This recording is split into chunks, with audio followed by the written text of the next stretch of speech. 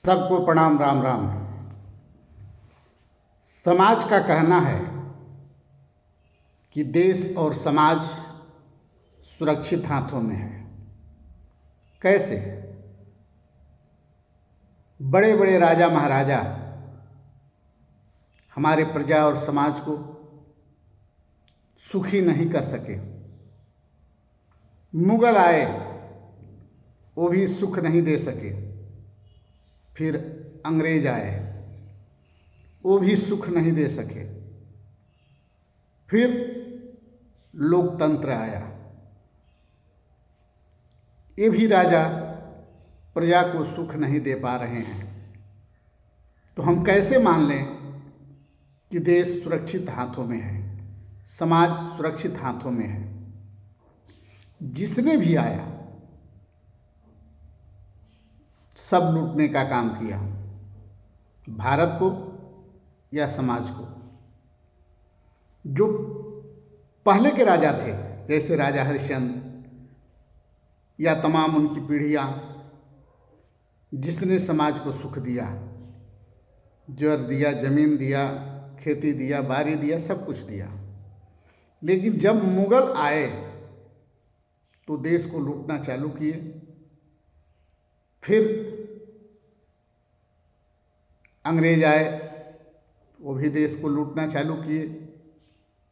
फिर लोकतंत्र आया, आज़ादी मिली सबसे, और यह आज़ादी एक दिव्य ज्योति के रूप में मिली और लाखों बलिदान के बाद मिली। सबने सोचा कि हम अगर अपनी जान की आहुति दे रहे हैं, हम अपने आप को अंग्रेज़ों के तोपों से उड़ाए जा रहे हैं, उड़ रहे हैं, अंग्रेज़ों की गोलियों से मारे जा रहे हैं, तो हमारा बलिदान एक दिन हमारे आने वाली पीढ़ियों को सुकून और सुख देगा। क्या वह सुकून, वह सुख जो सपना हमारे क्रांतिकारियों ने देखा, वो सुख और सुकून हमारे समाज को है?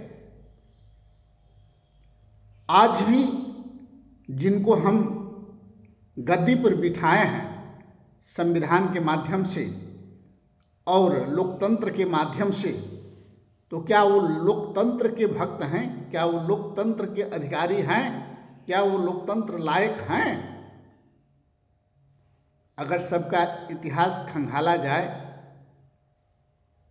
तो सब पर कोई न कोई कलंक, कोई न कोई लांछन या कोई न कोई अपराध साबित होगा। तो क्या अपराधी दोषयुक्त और पापी लोकतंत्र के लायक हैं, समाज के लायक हैं, देश के लायक हैं? नहीं। फिर भी हम समाज के लोग उन्हें अपना एक एक मत देकर, एक एक वोट देकर उन्हें कुर्सी पर बिठाते हैं। तो दोषी कौन है? लोकतंत्र के साथ गद्दारी कौन कर रहा है? लोकतंत्र के साथ धोखा कौन कर रहा है? लोकतंत्र को माफियाओं, चोरों और तनाशाहों के हाथों में कौन दे रहा है? हम और आप। समय को बदलना होगा और समाज को, देश को नई पीढ़ियों को देना होगा, स्टूडेंट, विद्यार्थियों को देना होगा। जब राजा महाराजा हुआ करते थे तो गुरुकुल हुआ करते थे और उसमें सभी तरह की शिक्षा दी जाती थी। धीरे धीरे शिक्षा पर घात होने लगा। मुगल आए, शिक्षा पर घात किए, अंग्रेज आए, शिक्षा पर घात किए, और नेता आए, वो भी शिक्षा पर घात किए।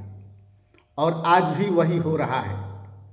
आज शिक्षा, चिकित्सा, न्याय इतनी महंगी हो चुकी है कि गरीब का बच्चा पढ़ने से पहले कि तो आत्महत्या कर लेगा या उसका पिता आत्महत्या कर लेगा, क्योंकि इतनी महंगी शिक्षा, जहाँ कापी किताबों पर 18% GST, जहाँ हीरा पर 3% GST जिस देश में लगता हो, उस देश का बच्चा विद्यार्थी कैसे हो सकता है, शिक्षित कैसे हो सकता है। और जब शिक्षा ही हमारे देश में महंगी हो जाए, चिकित्सा न्याय ही महंगा हो जाए, तो लोगों को न्याय कैसे, लोगों को शिक्षा कैसे, लोगों को चिकित्सा कैसे। सरकार मुगल, अंग्रेज से भी अधिक खतरनाक है, जो हमें कई तरह से लूटने का प्रयास करती है। एक तरफ तो महात्माओं को मंत्र देती है कि तुम हमारे भक्तों को या हमारे समाज के लोगों को राम के नाम पर, कृष्ण के नाम पर, हनुमान के नाम पर, शिव के नाम पर बलगलाते रहो और उन्हें एक शिक्षा दो, क्या लेकर आए हो, क्या लेकर जाओगे। जो लिया है यहीं से लिया है, जो जाओगे सब यहीं छोड़ जाओगे।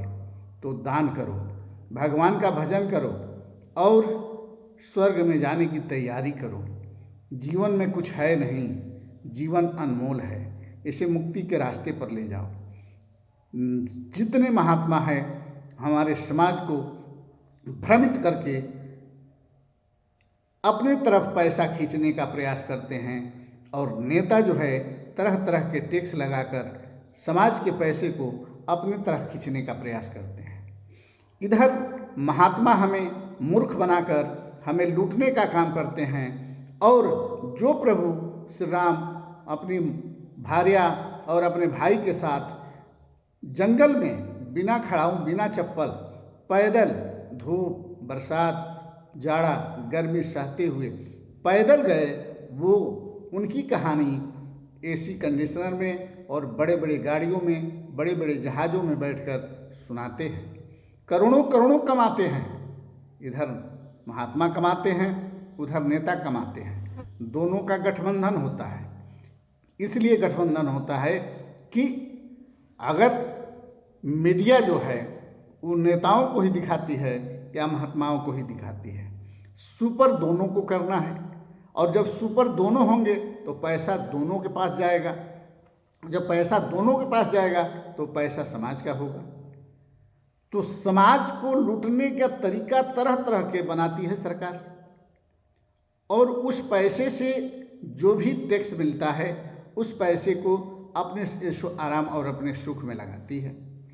आप लोगों को एक बार तो विचार जरूर करना चाहिए कि जो सरकार हम लोग बनाते हैं वो सरकार आए दिन हमारे देश को कर्जा में डुबो रही है, और उधर विदेश में अगर आप नज़र उठाकर देखते हैं तो काला धन 6 गुना से 10 गुना होता जा रहा है। अगर 1 लाख है तो 10 लाख हो गया, 10 लाख है तो 10 करोड़ हो गया, 10 करोड़ है तो 10 खरब हो गया, 10 खरब है तो 10 अरब हो गया, अरब खरब नील पद्म। मतलब हमारे देश के नेता पैसा यहाँ से लूट लूट कर, समाज को चूस चूस कर, जोंक की तरह हमारे भारत के संस्थाओं को बेच बेच कर उस पैसे को विदेश में जमा कर रही है, और अपना ऐशो आराम सुख और हमारे समाज को 5 किलो अनाज विदेश से कर्जा लेकर दे रही है। आप लोग विचार करें कि जिस देश का काला धन, जिस नेताओं का काला धन विदेश में जमा है, अगर वो काला धन खाली हमारे देश में आ जाए तो क्या हमारा देश कर्जदार रहेगा? क्या हमारे देश के लोग भूखों मरेंगे? क्या शिक्षा, चिकित्सा, न्याय इतनी महंगी होगी? क्या हमारे फसल के दाम, बीज इतना महंगे होंगे, खाद इतना महंगे होंगे? नहीं। अगर खाली काला धन जो कांग्रेस के समय से अभी तक, जो काला धन 1% था विदेशों में, 2014 के बाद 100% बढ़ गया है। इसको आप क्या कहेंगे? और जो कर्जा हमारे देश पर 55 लाख करोड़ था, आज 205 लाख करोड़ हो गया है। इस पर आप क्या कहेंगे? बातों में जो त्रुटि हो आप लोग समझ सकते हैं, सुलझ सकते हैं।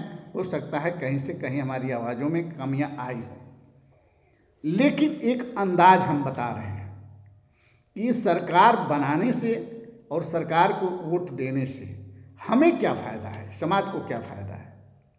अगर समाज को फ़ायदा नहीं है तो हम स्टूडेंट भाइयों से, नौजवान भाइयों से, बहनों से, माताओं से, बुजुर्गों से कहना चाहते हैं कि जब भी आप सरकार बनाएं तो ऐसी सरकार बनाएं जिसका काला धन विदेश में ना हो, जो पढ़ा लिखा इंसान हो, जिसके ऊपर किसी तरह का कोई लांछन न हो, किसी तरह का कोई मुकदमा न हो और किसी तरह का पाकिटमारी, चोरी, घटियाई, छिनारी का किसी तरह का उस पर ब्लेम न हो, वो निरपराध हो। उसे ही आप सांसद विधायक बनाने का प्रयास करें और उसे ही सरकार में भेजने का प्रयास करें, क्योंकि आजकल हमारा देश गणतंत्र के हाथों में नहीं है।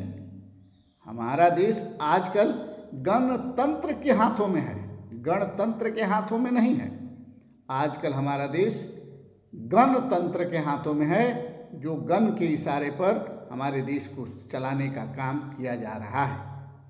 जो सरकारें माफियाओं के इशारे पर चलती हों, जो सरकारें गुंडा के हाथों से चलती हों, वह सरकार समाज और देश का रक्षा कैसे कर सकती है। आप लोगों ने देखा है कि सस्ते दरों में हमारी ज़मीनों को लेकर माफियाओं को दिया जा रहा है।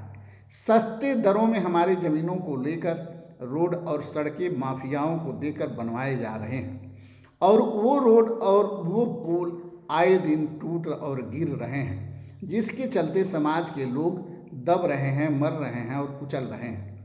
रोड की हालत आप लोग देख ही रहे हैं कि आज तक गड्ढा मुक्त नहीं हुआ और जो भी रोड बन रहे हैं वो टिकाऊ नहीं है। पैसा तो बहुत लग रहा है लेकिन टिकाऊ नहीं है।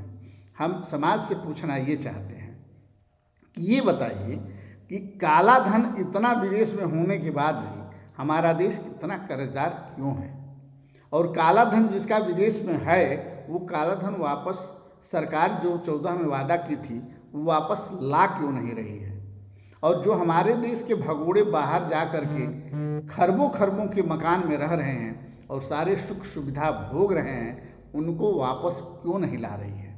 न काला धन वापस ला रही है, न भगे हुए भगोड़ों को वापस ला रही है, न हमारे समाज और देश को सुकून दे पा रही है।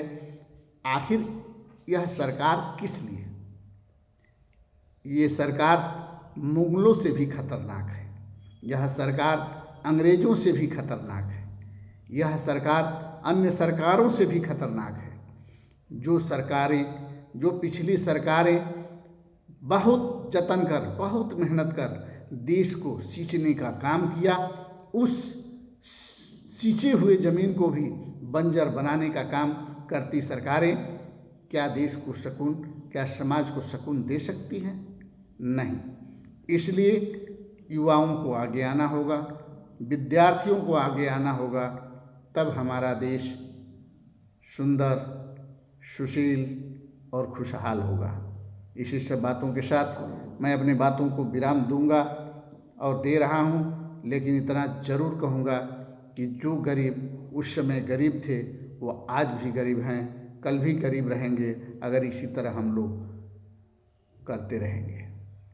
इसलिए हम चाहते हैं कि देश में अगर समता का विचार लाकर सबको समान अधिकार देने का प्रयास करना है तो सबको आगे आना होगा और चोर, लुटेरे, बदमाश जैसे नेताओं को मार भगाना होगा।